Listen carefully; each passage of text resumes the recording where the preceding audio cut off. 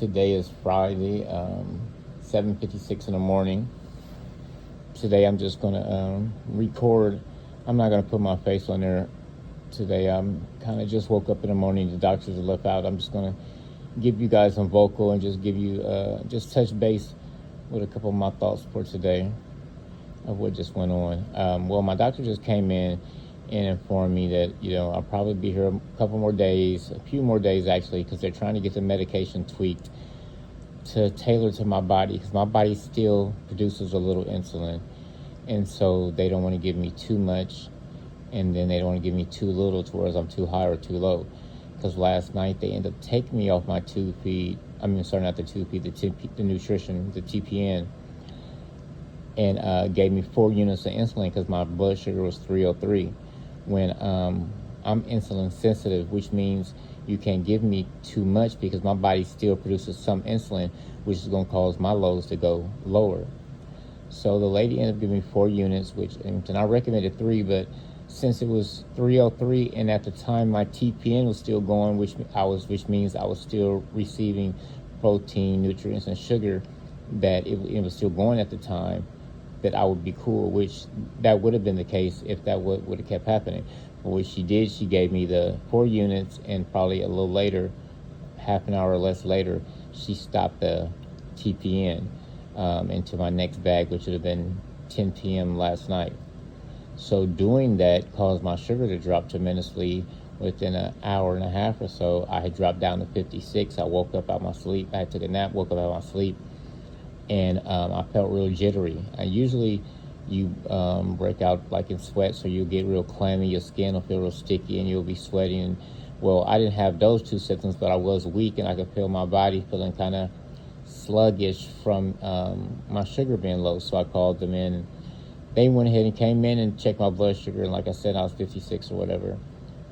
So they went ahead and wanted to give me dextrose and orange juice. Well, I ended up drinking a couple orange juices, and grape juices brought me back up a little bit. They wanted me to take dextrose some more, which I refused because I was going to go ahead and try to eat something, which that nutrients is better because it'll keep me more stable with my sugars from having the natural nutrients of the food, even though it's not going to stick to me automatically. And that's the issue that I have is with the nourishment part not absorbing to my body.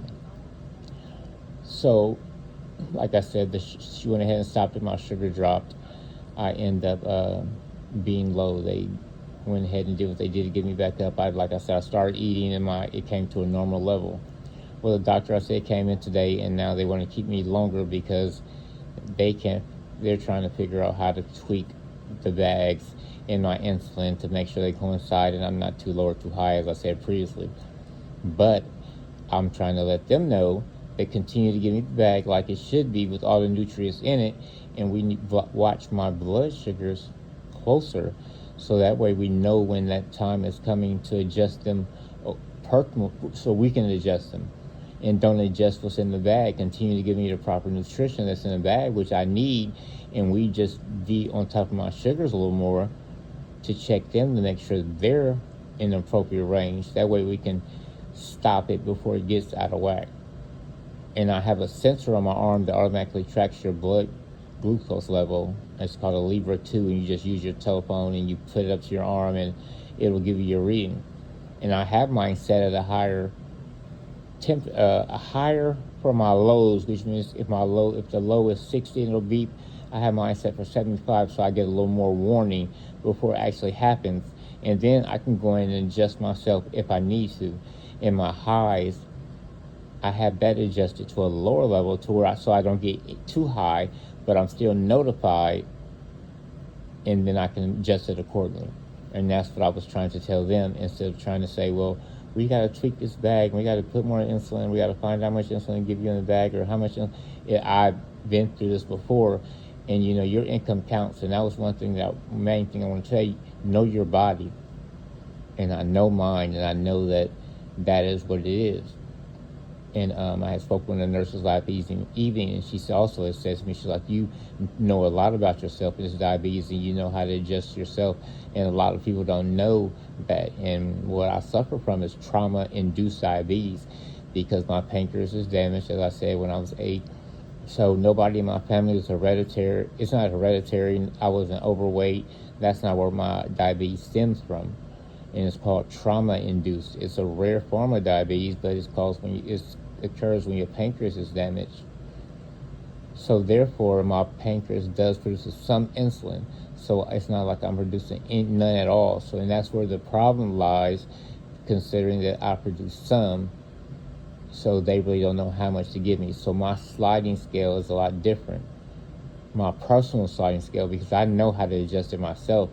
It's just the fact that they really don't know. So I had to speak up and tell them exactly how my body works, so that we can come to some kind of solution to be able to tweak the medicine and just watch the blood sugars a little more closely, and we can adjust them that way. Instead of, I'm prolonging anything, because the nutrition that I need is all in the bag. All the nutrition is in the bag. The blood sugar is the only thing that needs to be kept more under control. And like I said, and that only can be done by monitoring them and just, set the levels a little higher for the lows and a little lower for the highs, so you can get the warning and adjust accordingly. But I just wanted to make sure I had that documentary recorded. That's for my own self, personal, but also to give you guys a little insight of what's going on, and to know your body and know how your body works, and have a say on anything that you do in any doctor's office or visit, or anything that or any exam, whatever you may have done to you. Ask questions, know your body, and listen to your body, because your body will speak to you. It'll let you know how it's feeling. It's going to let you know, and if you pay attention, you can know and be able to tell the doctors, okay, this is what it is, and this is how I feel when I do this or when I do this. And then with you guys working together, you can come as a plan, and it'll work out for the better, instead of letting them tell you, well, this is what you need to do and this is what you need to do, without you speaking up and saying, well, I've done this, and I've seen this seems to work better for me if I do it this way.